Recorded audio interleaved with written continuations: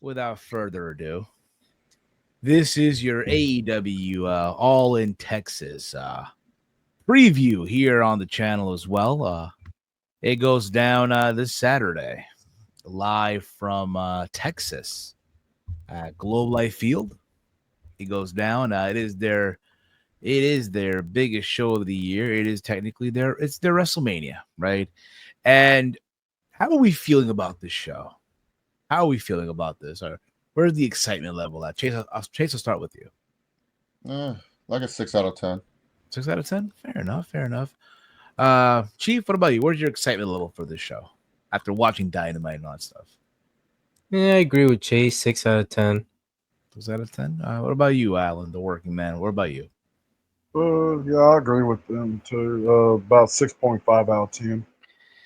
I'll be honest. I'm looking at this card and I'm only looking forward to just 2 or 3 matches at best. Everything else just seems like all right. Just put something on the show. Um, but yeah, it's finally here. It's finally. Just get this. The way I look at this, again, it's their biggest show. Um, it's their biggest show now in America. They couldn't do Wembley. They're going back next year, right? I know a lot of people. For most people, this will be the show of the weekend, as it should be. This will be, without a shadow of a doubt, the show of the weekend. And yeah, it's gonna be a crazy ass Saturday with all the fucking wrestling. So let's get into this. Let's get into this. We'll start off here with the World Tag Team Title match, the 3-way. We have Shelton Benjamin and Bobby Lashley defending the AEW tag titles against Jet Speed of Speedball Mike Bailey and oh my freaking goodness here, Kevin Knight against the team of the Patriarchy of Nick Wayne and Christian Cage. We just saw what happened, early in the show where they got the advantage. They were on Shelton Benjamin and Bobby Lashley. I'll be honest though, with that being said, there's no reason for the Hurt Syndicate to lose the titles. There's no reason, in my opinion. I do see in this more than likely Christian and Nick Wayne taking the fall here. But I'm gonna go here with the Hurt Syndicate retaining the titles here. Chase, what about you? I got Jet Speed winning. I think they set up enough for them to win the titles. Lashley did get a concerto to the knee. So the Hurt Syndicate are going to be coming into this hurt. And I think that'll be good enough reason for them to lose the tag belts. Feel the tag team division of AEW just needs a great reset. It's been awful. And most of and all the best tag teams were not even going against each other at all.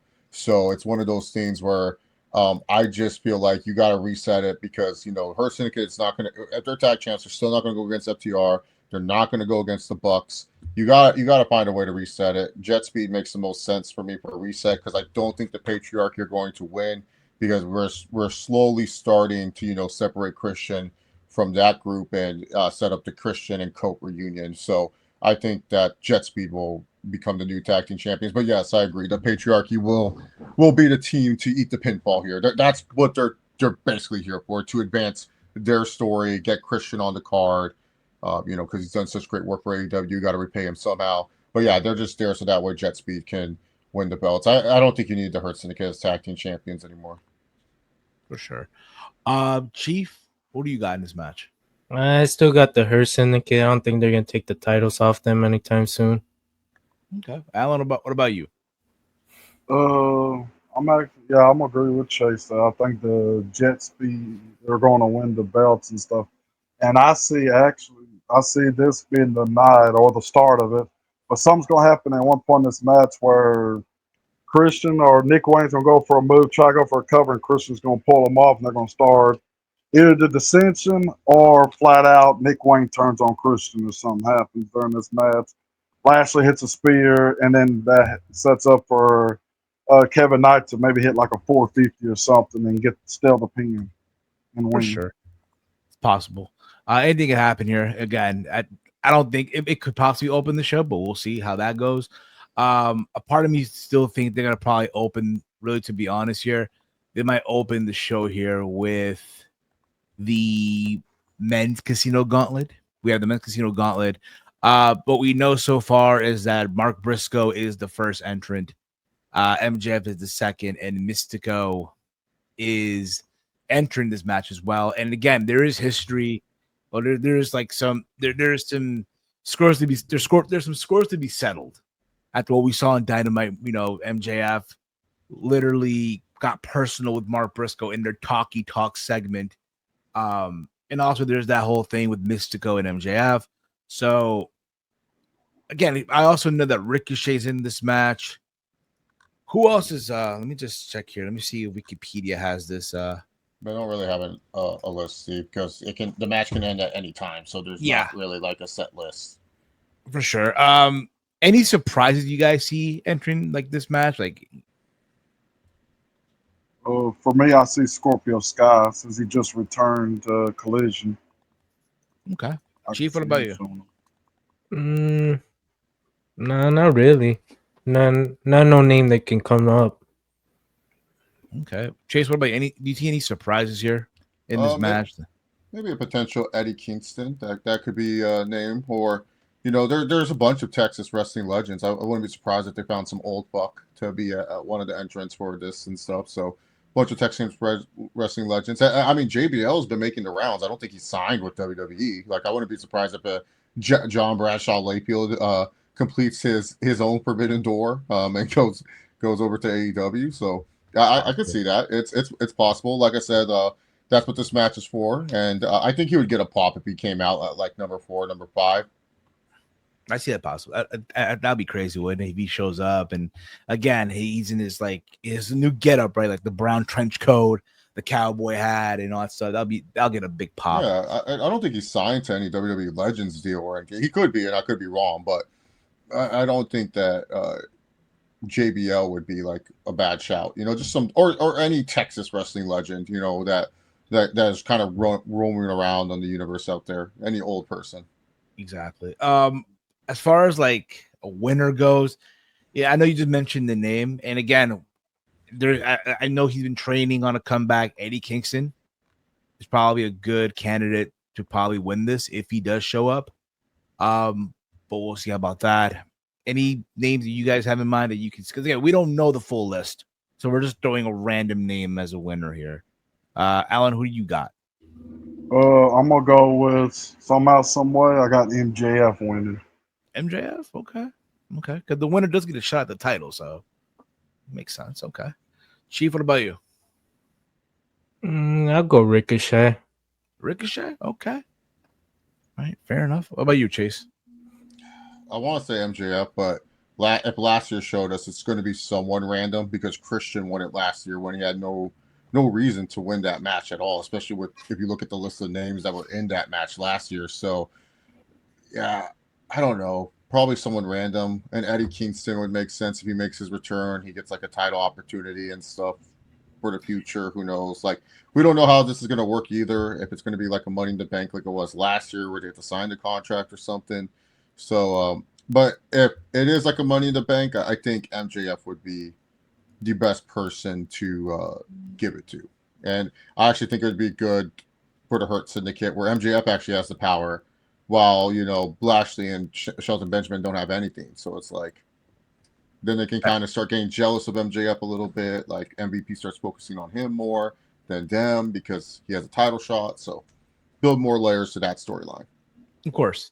From there, we go on to Adam Cole defending the TNT Championship versus Kyle Fletcher. I'm gonna be honest, it's time. It's time for Kyle Fletcher to get the title, get the belt off Adam Cole. I'll be honest with y'all. Ever since the belt really lost prestige, ever since Jack Perry held the title, it's just been down this downward spiral. Like Daniel Garcia had it, right? And he had these title defenses on Collision, and just no one cared, right? Now Adam Cole has it, and it's just not working, in my opinion. And obviously they see something in Kyle Fletcher. He's been featured a lot, and I just think it's time. I think it's time for Kyle Fletcher to go into Texas and walk out of it as the new TNT champion. Now, do I see them doing something with the title. I would hope so once this is all said and done, but time will only tell. Alan, what about you? Yeah, I agree. I see Kyle Fletcher winning the title and stuff. Because I mean, Adam Cole, I'm glad that he won the title and stuff, but he ain't really done much with it. Ain't nobody really. I mean, they don't even recognize that the TNT title. Half the time, you don't even know who's the champion. So I can see Kyle Fletcher doing at least do something with it. Chief, what about you? Yeah, I agree with both of you. I think it's time for Fletcher to get a run. That title needs a shot in the arm to give it some meaning. Okay. Chase? Yeah, Fletcher's going to win. Obviously, this was supposed to probably be Fletcher versus Garcia. Danny Garcia just couldn't do a good job getting people to care about him at all. So they decided to give the belt to Adam Cole. Adam Cole's a bigger name, has better star power. People actually care when he comes out. At least, when he comes out, people will still do the Adam Cole baby. Danny Garcia would just come out to crickets because the whole time it was like building up between Danny Garcia and the Don Callis family on Collision. And then Danny Garcia got into this little side feud with the Paragon. And then afterwards, it led to, the little series of matches him and Adam Cole had. And then that led to Adam Cole becoming the TNT champion. And you could tell, too, it was just like, hey, sorry, Danny, you just didn't cut it. Because this should have easily been Daniel Garcia, big title defense against Kyle Fletcher. AEW saying, wow, look at these two future stars we have in our back pocket. Daniel Garcia, Kyle Fletcher. Doesn't that get you excited for the future of this company? But instead, It's like, here's one future star in Kyle Fletcher, and here's a guy in Adam Cole. Like, who's important to us, but he's not a future star. Like, what Adam Cole is now is what Adam Cole is. Could he be a potential main eventer for AEW? Absolutely. But what he is now is what he is now. He's not. It doesn't give you like that little. Like, like Triple H versus The Rock. Like, you remember when they fought for the IC title, Bret Hart, Shawn Michaels. You remember when they were in the mid card and then they worked their way up for the title, the big title and stuff. That's what Kyle Fletcher and Danny Garcia was supposed to be, to show like this could be a future AEW world title match. But Danny Garcia flopped. And now we have Kyle Fletcher and Adam Cole. Should be a great match, but yeah, Kyle Fletcher's winning. For sure. Romeo writes here, Jack Perry, who's that? He probably returns Saturday in some shape or form. Maybe so. Maybe he can be one of those guys that shows up in the Casino Gauntlet and, get some sort of a reaction for the most part. Safed writes here, Kyle Fletcher for the win. Davion writes, Protostar for the W. And Safed also writes here, MJF wins the Casino Gauntlet. From there, we go on to the women's Casino Gauntlet match, where the winner gets also a shot at the world title somewhere down the road. We do know that Chris Statlander is the number one entrant, and also coming out of this, Megan Bayne is entering at number 2. As far as surprises, like someone who can show up, I would say to throw in there, and I would have said a couple of days ago, I would have said Shayna Baszler, but as you guys might have heard, she did produce a match on NXT, so it looks like she's going into that producer role, which is good for her. If I'm to see someone who could probably show up, maybe just maybe, a Tegan Knox, right? She's possibly one that could probably show up for the most part. And basically, again, obviously Athena will be there too, right? Thunder Rosa. But as far as like a winner goes here, I would say I would probably go with Megan Bayne in this one. And they also had earlier in the show, they had like Tekla and Queen Aminata go at it too.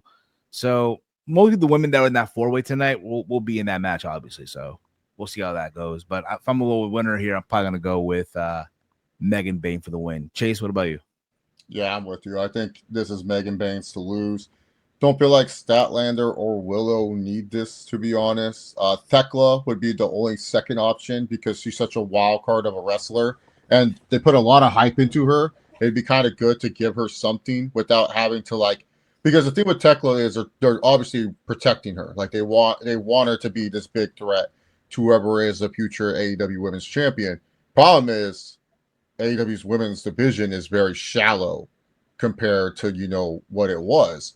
And what I mean by shallow in terms of interesting matches. Like they just can't form interesting matches anymore. It's literally Mercedes, Tony Storm, huge gap, Megan Bain, Chris Statlander, Willow, and then a huger gap after that. And then it's just the rest of them. That's just how the division is right now. And really, to be honest, Tekla would be kind of good to have like that future world title shot in her back pocket. You can have it where she beats up all the collision girls, beats up all the lower end talent, but then you don't have to run the risk of having her to face a Willow, a Stat, or a Megan Bain in one-on-one situations. Like you can avoid those, but still have it where she's like a number one contender and has a world title opportunity. So Megan Bain's my choice, but Tekla wouldn't be a bad second option for this one. And I don't think Shayna Baszler would have been able to make it, Steve, because her 90 days are not up. Oh yeah, forgot. Yeah, she got released, not fired. When you get fired, you don't have that. But she got released. So yeah, you're right. No Dakota Kai's, no any of those surprises. To be honest, the only ones that could make a surprise are like Gigi Dolan and Elena Black because they only got 30 days because of their NXT contracts. So that's true. Another name I'll throw in there too, by surprise, maybe Elektra Lopez. Maybe so, but we'll see. Well, she was on main roster. Oh yeah, right. She's Damn, 90 I keep forgetting that. I'm sorry. Yeah, she's a 90-dayer. 90 not 30-dayer. That is true. It's almost up. It's just not up now. Wait, did she just wrestle in Indy though? No, I guess she's free. I don't know why you would bring her in though. She doesn't fit anything that AEW likes. I don't know. But again, you might want oh look at this, surprise, but that's where we're going with here. But Chief. Also Athena. Athena wouldn't be a bad shot to win this match too, but I don't see her winning it. I just think again, just an appearance. I mean, again, for Athena, her thing is she defended the title the night before. But yeah, a good appearance, but we'll see. Chief, what about you, man? Yeah, I'm going with Megan Bain too. But I wouldn't be surprised for a wild card. Thunder Rosa wins because she's from Texas. Give her that big moment, I guess. Okay. Alan? Yeah, I'm gonna go with Megan Bain, but I can see one or two dark horses. I can see maybe they pull a shocker and have Athena win it just so they can, at Forbidden Door, have the rematch with her and Mercedes, this time for the AEW Women's title. Or another dark horse, since they've been talking about this argument and stuff, I wouldn't be shocked if Britt Baker returns and wins it. Oh, we didn't mention her, huh? I would love that. That would be the greatest booking Tony Khan has done in the last 5 years.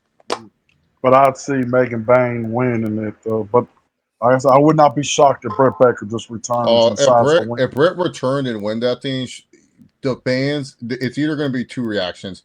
They're going to boo that decision out of the water, or they're going to be cheering happy that she's back. And Twitter would explode. So I hope Britt Baker actually comes back and wins. Britt Baker coming out at number 6, that would be great. I would love it. Yeah, exactly. And it's like one of those things where the countdown happens, right? And it's like a pause. But for that, I feel like it had to be like somewhere in the middle, like a pause, and then you hit the music. But we'll see how that goes. From there, let's see here. Let's do this one right here.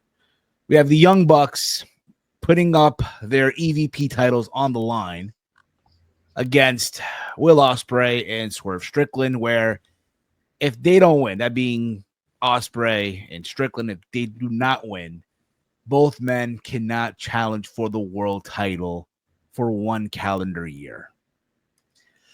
I know a lot of people may feel like, the stipulation is kind of silly, right? But if you're the Young Bucks, you're not just going to go out there and just put something up for grab, right, on the line here and not get anything in return. So in a way, yeah, like you had to have Swerve and Ospreay put their opportunity, because that's the one thing they want. They both want to be world champion, right? And these are two of your top acts on the show. The question is, where do you go from here, right? Should they not win? It's kind of a toss-up right now, right? But Chief, who do you got in this? I'm gonna go with the Young Bucks. You going with the Young Bucks? Yeah. Okay. Chase, what about you, man? Yeah, I got the Young Bucks winning this one.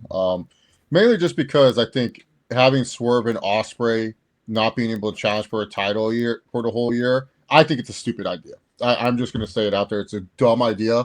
But for Tony Khan, it does leave him more openings for Hangman or Moxley in terms of challengers. Like, it's not just like, oh, like, let's just do Swerve and Osprey, it gives Osprey another hurdle that he has to overcome. They've been building up that Osprey can't seem to, do the right things in AEW. He seems to always kind of have ideas and they backfire on him, or he can't win the big matches.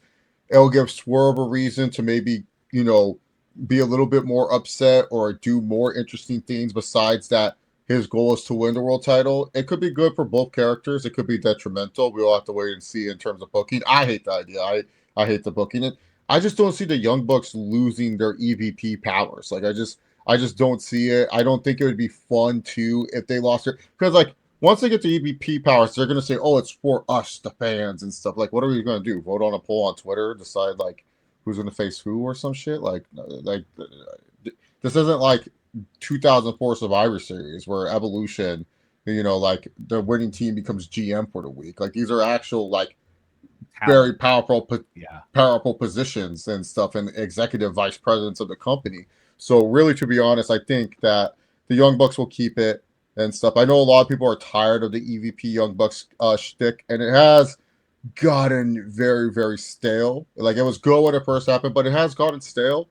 But I don't see them losing their powers. And then plus two, it would give Swerve and Hangman another reason to want to help. Not Swerve and Hangman, Swerve and Osprey another reason to help Hangman win the AEW title, because it's like, shit, we can't challenge it for the year. And that means we can't get rid of John Moxley as champion. So we have to help Hangman win the belt. So adds more fuel to the fire for when that Avengers match happens. But yeah, I got the Young Bucks winning and stuff. Like I know people want Swerve and Osprey to win, but I just don't see how. I don't know, the Bucks losing their EVP powers. Like, do we really need a Young Bucks redemption arc at this time? Like, Nah, like especially if you're gonna have a babyface teams like for them to face. Like keep in mind, guys. Like people need to understand. Like they're gonna have Jet Speed to face. Cope and Christian are gonna reunite. That's a babyface tag team for them to face. They haven't really touched much with the Outrunners. They have all those Lucha teams that they haven't touched with. So there's a lot of great babyface potential teams for the Young Bucks to face. Like, so them, like having to redeem themselves because they lost their EVP powers, it just doesn't make sense to me. Yeah. I think honestly, yeah, the Young Bucks do retain their EVP status. They don't lose it. I think also too, like you want that big moment, right? So it's like that emotional thing, right? Where it's like, yeah, the Young Bucks win. It's like a big, like, oh man, this sucks, it's bullshit. But yeah, I'm gonna go with the Bucks here to remain EVPs here. Remain it. Romeo writes here, if Tony does that, he's dumber than I thought. LMAO. The people want it. Britt and Mercedes, run it back. Who knows, right? Run that back. Yeah. Somewhere down the road, right? Or I'll fight forever. Why not? I'll fight forever. From there, we go on. You didn't ask Alan. Yeah. Alan, who you got? He's tired. I got the.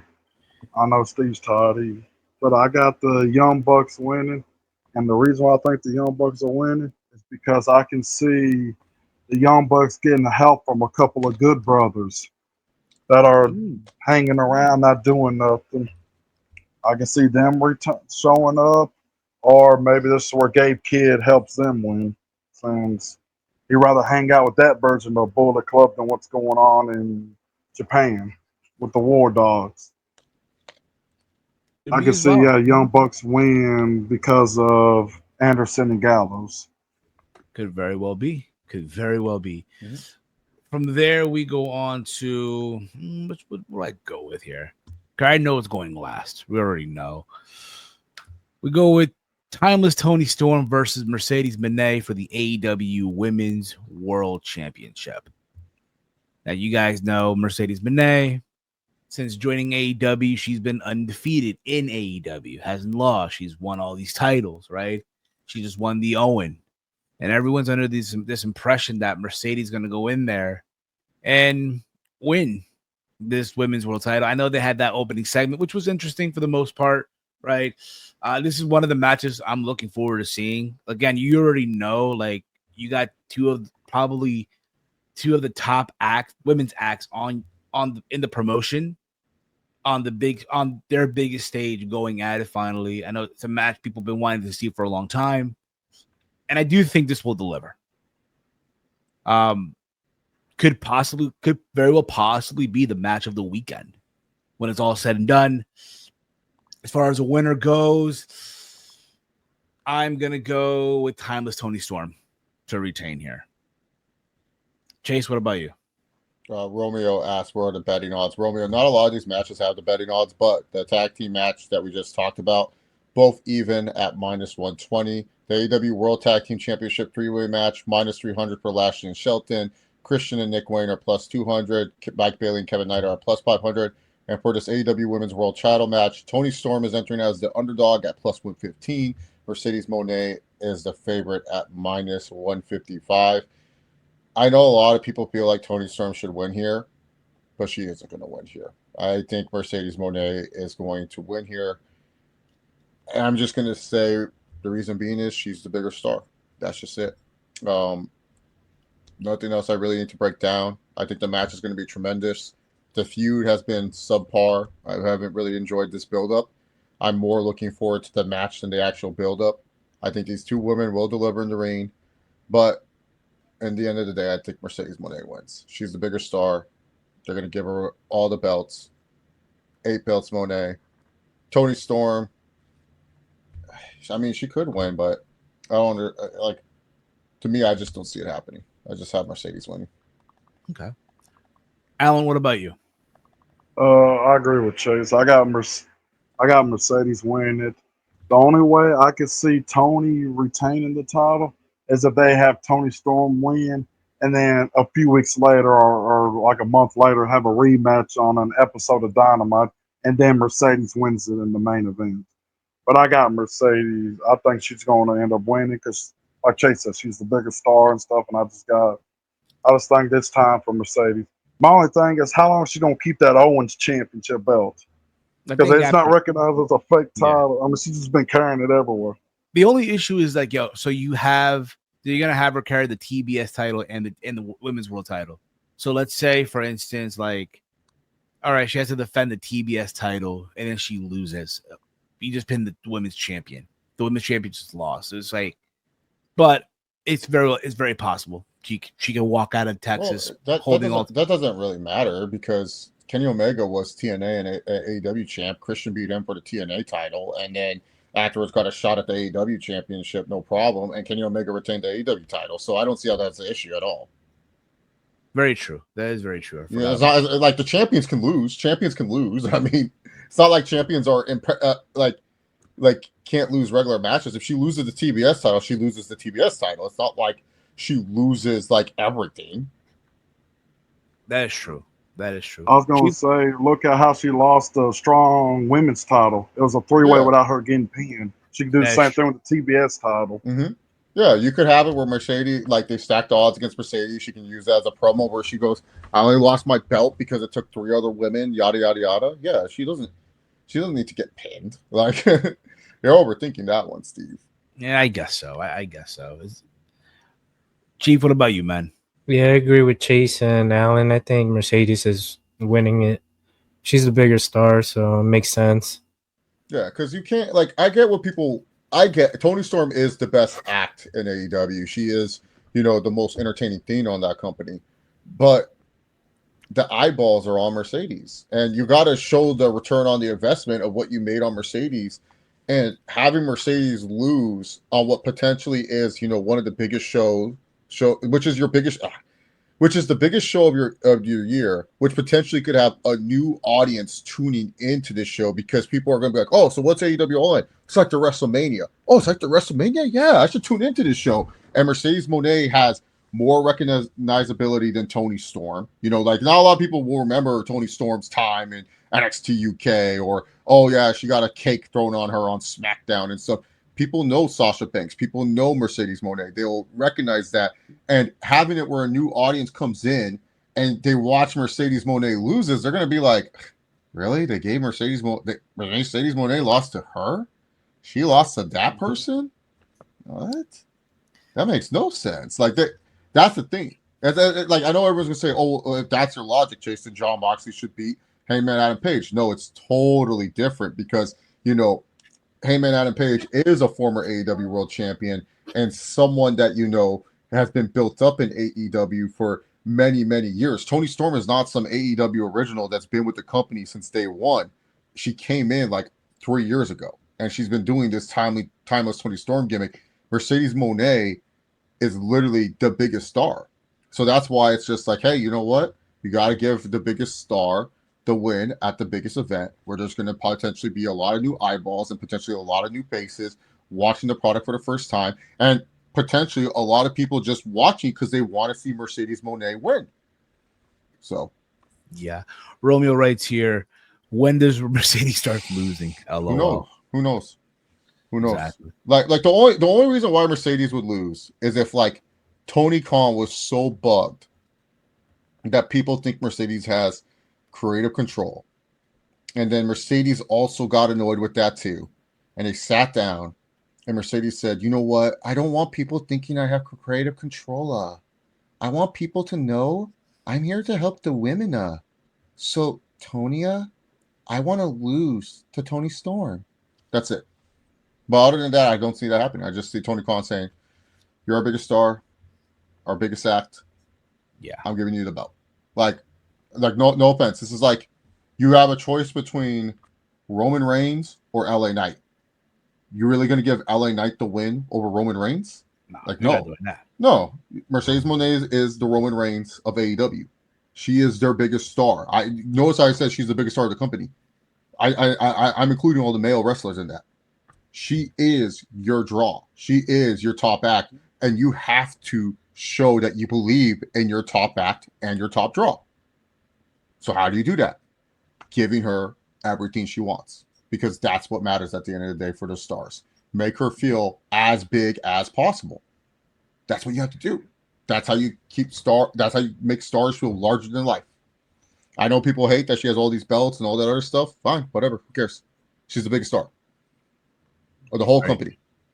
She may not be the most over act. She may not be the most beloved act. But when it comes to star power, she's the biggest star of the whole company. So you have to give her the belt. If you have Toni Storm retain here, I think it would be a huge mistake.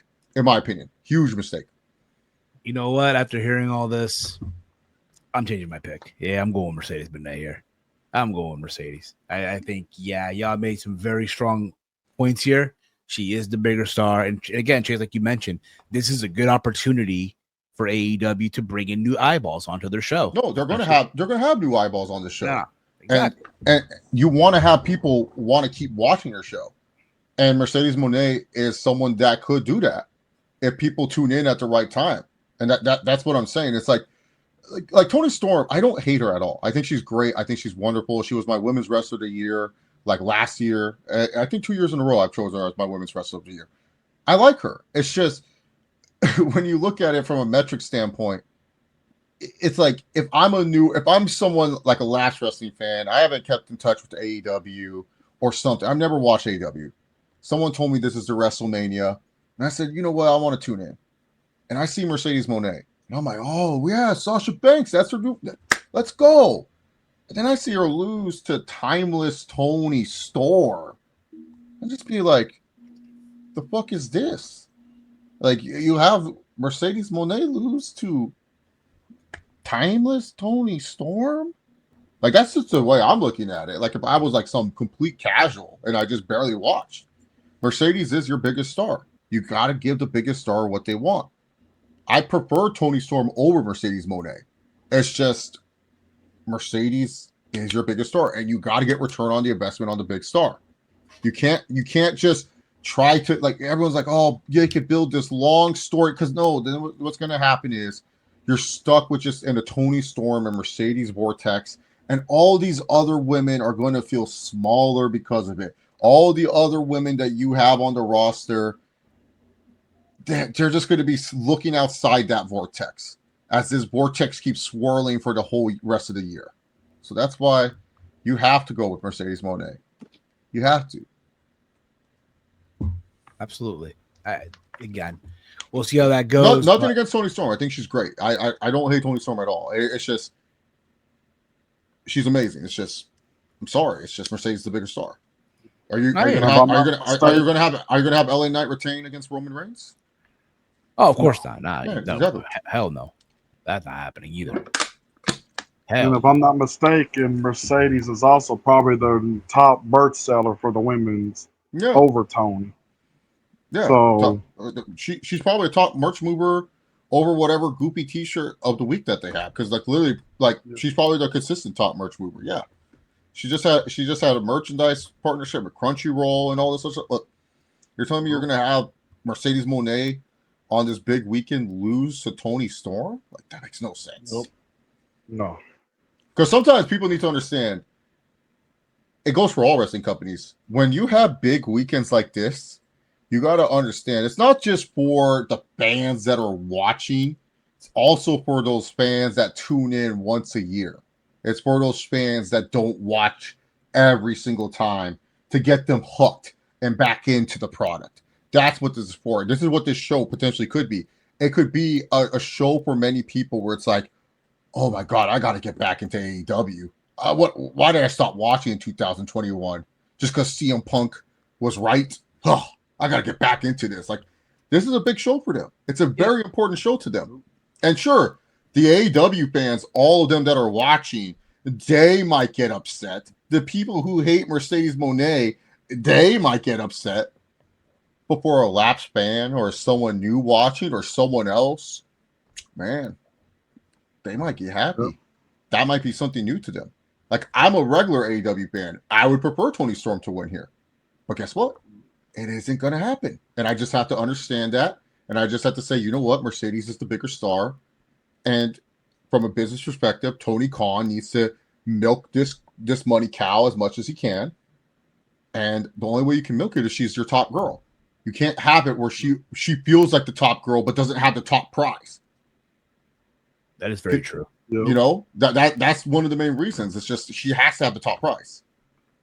Very true. Very true. And you also got to look at sponsors too, because sponsors like Max and them. Max would rather promote Mercedes over Toni Storm. Even though Toni Storm, they like her, but with Mercedes, yeah, you can promote Max. You can promote the stuff she did on Disney with Star Wars. You can promote anything. Like you said, with Crunchyroll, you got Tony's looking at sponsors and everything else. Kind of like what WWE does too with their world champions. Absolutely. So now we get on to could it be the co-main event? Maybe, but for some people, this is like their main event, right? For a lot of people, right? This is like their main event, right?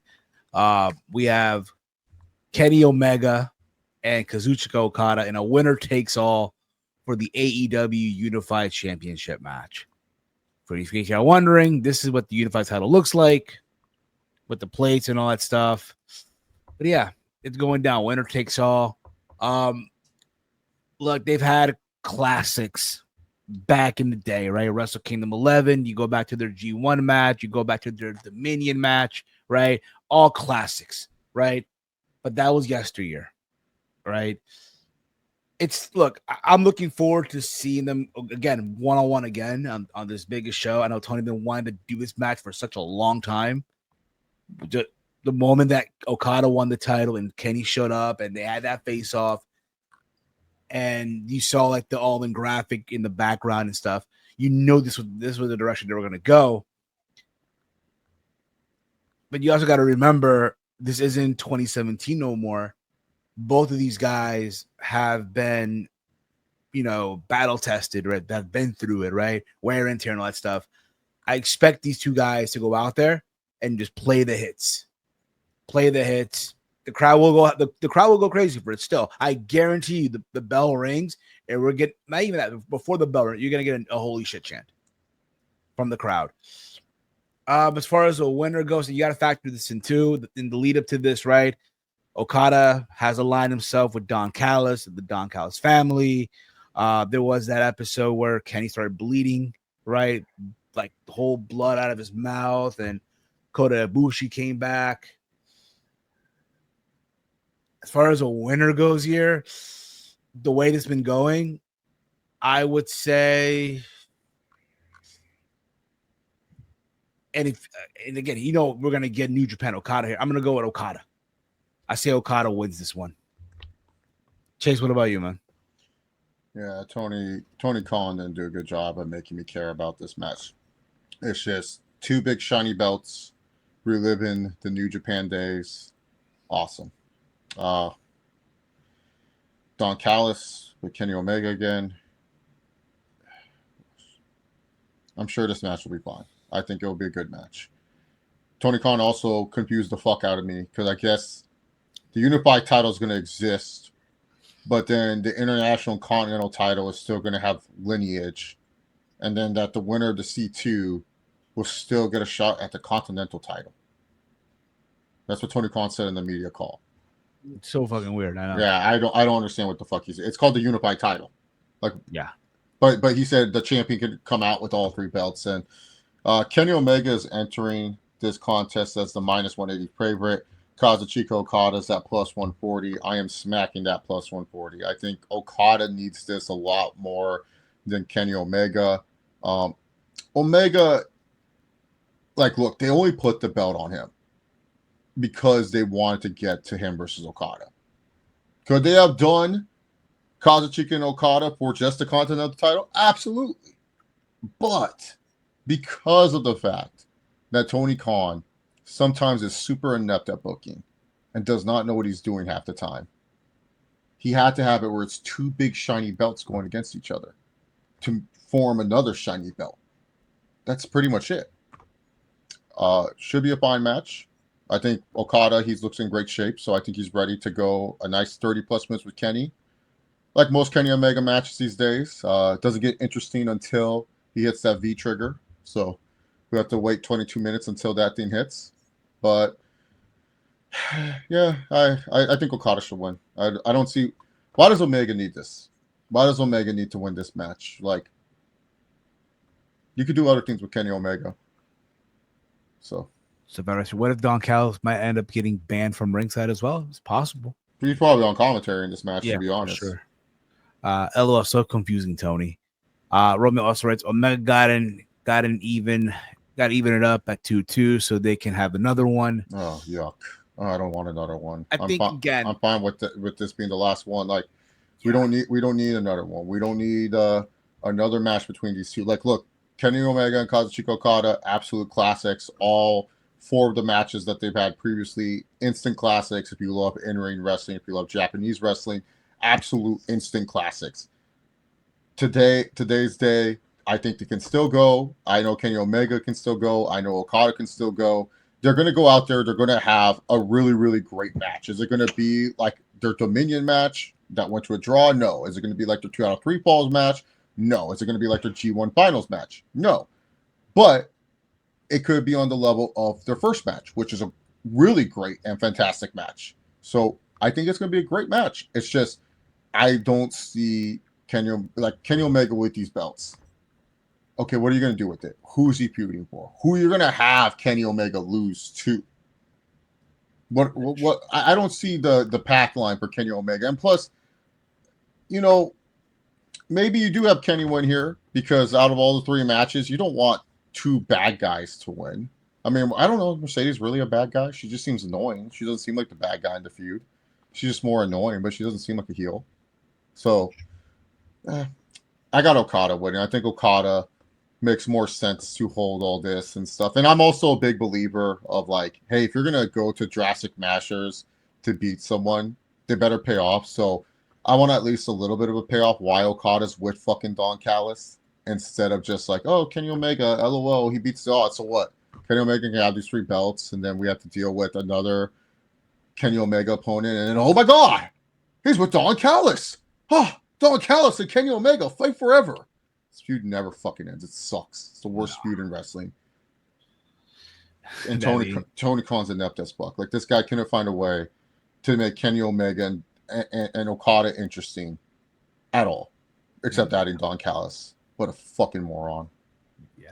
Chief, what about you, brother? Who you got in this match? I got Okada. He's been doing most of the build for this match, so yeah.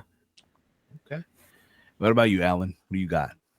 Yeah, I got Okada too, but I got Okada. I'm hoping. I know they ain't gonna do no 60, no 40, you know. But Nah, you said, Chase, if they can do at least, maybe they can bring back the old days and do the 30-minute classic. And they at least got that into my thing. Mhm. But yeah, I see Okada winning. The only thing that got me nervous is will Tony Khan have 3 heel champions all win? Well, nothing but heels. Or do you have to have at least one baby face? That's the keep in mind. Will he have 3 heel champions, basically world champions? we'll see. We'll see. But then we get the main event. Texas Death Match in Texas. They're running it back. Jon Moxley defending the AEW World Championship that we have not seen since October against Hangman Adam Page, the winner of the men's Owen Hart tournament. Now, if you guys remember, they did have a match back at Revolution in 2023. And funny enough, it was a Texas Death Match, and it was great, right? It was great. Cage match has it at 9.22. I just think the stipulation was just put there because, hey, we got to get people to, watch the show, get people to get into the building and all that stuff. That being said, look, a lot of people are hoping and just praying to the wrestling gods that, Jon Moxley finally drops this title, right? It's time, right? And also factor in, they're going to probably try to recreate WrestleMania 40 with the run-ins and stuff like that. You would think Jeff Jarrett booked the match. That's how crazy he's going to get.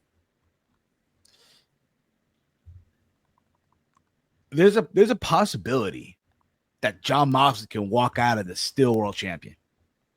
And the internet will obviously go crazy. They will lose it, just like they did at Dynasty, right? When what was it? When Mox beat Swerve Strickland. Chase, what do you got on this, bro?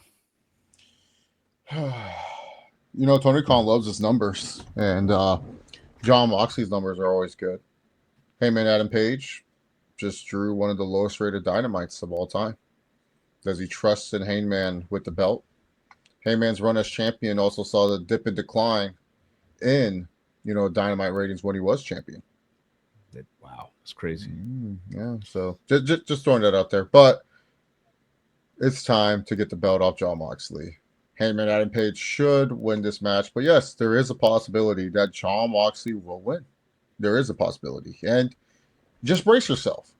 Just brace yourself because here's the thing. Tony Khan's one stubborn son of a bitch. He's a stubborn person when it comes to his long-term booking. You guys tasted that. You guys tasted that a little bit at Dynasty. We told you. I told you. Moxley will beat Swerve. And you guys sat there and you were upset. Saying, no, got to give it to Swerve and this terrible Moxley title reign. But Tony Khan knew that this storyline was bad. And then he'll say, I don't want to prove that I'm a bad booker, so I'm going to keep it going. He wants to have a legit reason to drop the belt from Jon Moxley. He wants the guy he wants to win. Is Heyman that guy? No, Darby was. So who's to say that Jon Moxley does not win and we just wait until Darby's ready to come back and win the championship himself? Remember, the original plans was for Darby to beat Danielson. And then those got scrapped away because Darby was obsessed with climbing Mount Everest. Yeah. And so he audibled and he created this heel faction. Who was the center of this heel faction of the baby faces? It was Darby. Darby was the center. Darby was the heart. Now he's been gone. They didn't really write him off TV. He's just been gone. there could be a realm where Tony Khan is stubborn. And Tony Khan does decide, I am sticking to my guns. I am waiting till Darby is ready.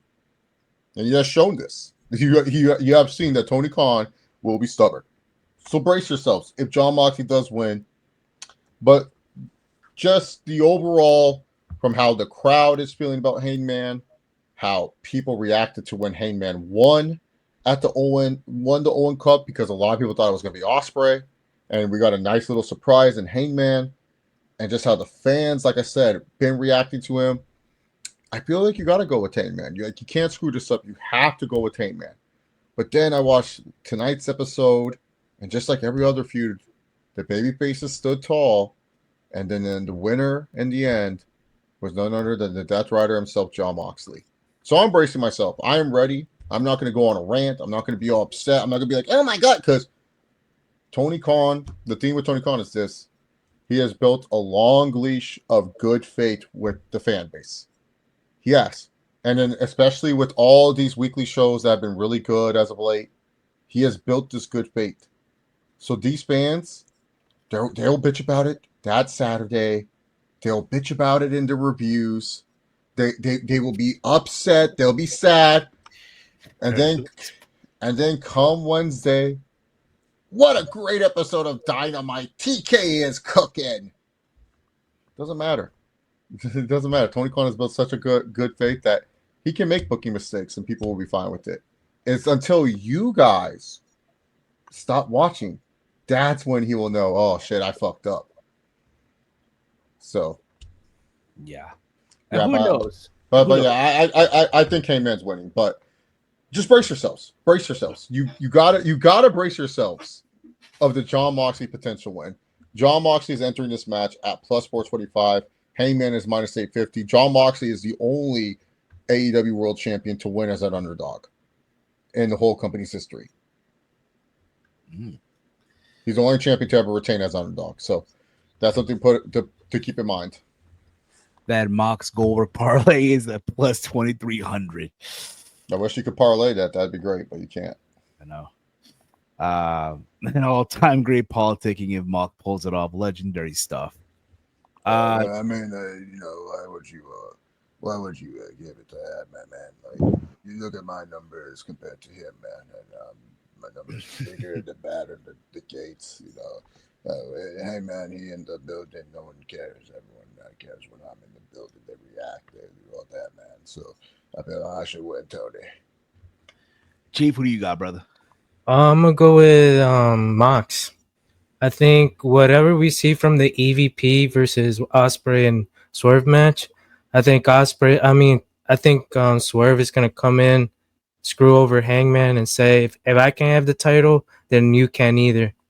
And then they'll run back that feud. So I got Swerve going heel, and I got Mox winning. Okay, that could be a possibility too. Yeah, it is. It is a very big possibility. Alan, who do you got, brother? Oh, it's my most anticipated match for me. But for me, I got Mox winning. And the reason why I got Mox winning is because we're going to have the match. We're going to do like you said. There's going to be like WrestleMania 40. We're going to have everybody do run-ins and stuff and all this other happens. People are going to go back. But at the very end, Hangman's going to hit maybe 2 or 3 buckshot lariats in a row, hit the dead eye, go for the cover, and somebody in a black hoodie is going to pull the referee out the last second. And that same person in the hoodie ain't going to reveal himself, but as Hangman's going to go grab him, he's going to grab a guitar and bash Hangman upside the head with it. And then he's going to take his hood off, and it's going to be one or two. It's either going to be a returning Jeff Jarrett to finish that feud that him and Hangman started, what was it, months ago when Jeff Jarrett was talking about, I got one last ride in me. 2025, I'm retiring, but I'm going on retirement tour. Because we in Texas and stuff. Even though he's from Nashville, he's still a Cowboy. So he's either going to have that, or who I think is going to be, like Chief says, it's going to be revealed that it's Swerve. Because Swerve never forgot the fact that at the end of his match, who was the one at the end and his mind cost him the match was Hangman. Even though Hangman was there to help him in Dynasty, he ended up accidentally costing him the match. because that got him distracted and stuff. So then it'll be him saying, "I never forgive you of what you did when you burned my house down," and we just got somehow because that's just a feud that will never die. Is into. But yeah, I think Tony Khan's mindset is regardless of who's winning, Darby's winning in 4 months. In Seattle, Darby's winning that world title. Whether he beats Hangman or Moxley, he's winning in 4 months that title. Because that was Tony Khan's promise to him. He said, you can go ahead, climb Mount Everest, but when you get back down, not just his the promise world to title will Darby, be right here waiting for you. not just a promise to Darby, to Sting. This was a promise he made to Sting. Sting was like, you got to make, like, I'm retiring. I appreciate everything, but you got to make Darby champ. Like, that was what Sting wanted. And they're like, yeah, for sure. We got you, Steve. Don't worry about it. I will say this. Go on. I'm sorry, brother. I was going to say that is the main end goal is whether, and you can even do this. You can have Moxley win, and then during that Darby match, maybe they get involved and more people get involved, and that's when you have Bryan Danielson show up in Seattle and helps Darby win the title. He finally gets his payback on Moxley and hits him with a Busaiku knee or something. And then Darby can hit a coffin drop and get a win. But yeah, it's Darby's going to win it at the end of the year. For sure. For me, look, I want to say Hangman, but like Chase and all of us here, there's a big possibility Mox could definitely, walk out and still. And who knows? Look, if you ever remember too, it was supposed to be Darby, and remember, Mox told Darby, "You're not meant to be champion." Yeah, and I'm sure Tony wants to finish that, and maybe who to say at All Out, because they do hold All Out also at a highly regarded show. You know what I mean? So that's possible at All Out, or if not Seattle, of course, right? But a part of me is saying, you know what, we're gonna go with the Hangman here, because we did say it's a double or nothing. It's Hangman should be the one. Again, Darby wanted to go climb a mountain. That's fine. You do that. I don't think Darby should be rewarded. By the way, I don't think you should. Like the fact that this is like look, I understand if you can't do certain things because you want to do things, but bro, you're in the prime of your wrestling career. You are literally going to get pushed to the moon, and you want to go climb a fucking mountain, and we're waiting for you just to go climb this fucking mountain. Fuck this guy. No, work your way back up the card. I don't care. You're going to be loyal to me anyways. You've even been on record saying that you'd be the worst negotiator. You would just resign right on the dot. Why should I fucking reward you for leaving me high and dry? Nah. For sure. Yeah. Hangman and don't forget, he got injured before that too. Yeah. Hangman's the best character that they have. He's a guy that does deserve a second opportunity as the world champion and stuff. And I just feel it's better if Hangman is champion. I think it would be something of good graces for not just the hardcore AEW fans, but maybe there are lapsed AEW fans that are tired of, the main event scene being featured mostly with these ex-WWE guys or whoever has the biggest name instead of, focusing on the actual good homegrown talent that AEW built up and that main event scene. It was fine for your first few champions, Jericho and Mox, his first reign. That's fine because they're the bigger names. You want people to watch your product, and plus a lot of the guys that you have weren't seasoned yet. You shouldn't rush those guys to become world champions, but a lot of people want to see, the actual AEW talent beat the champions, not or guys that didn't get a fair shot at another company or at WWE and rise above those ranks like Swerve and stuff. So we want to see those champions in AEW. We don't want to see John Moxley, Chris Jericho. I don't want to see these guys. I'm tired of them. I've seen them enough.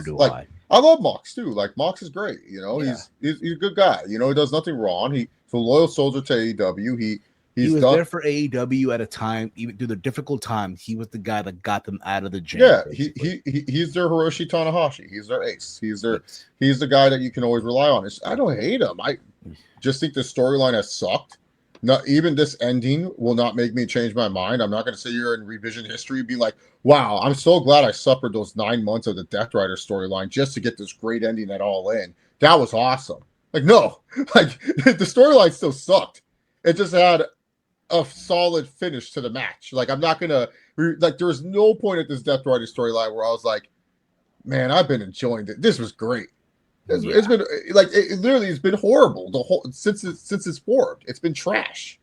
So I'm not going to revision history. I'm not going to forget the fact that people were fuming when Swerve Strickland lost the title match, and then all of a sudden now they're like, it's not that bad, guys. It's not that. What? Oh no! Let's stop with this shit. Like, let's stop.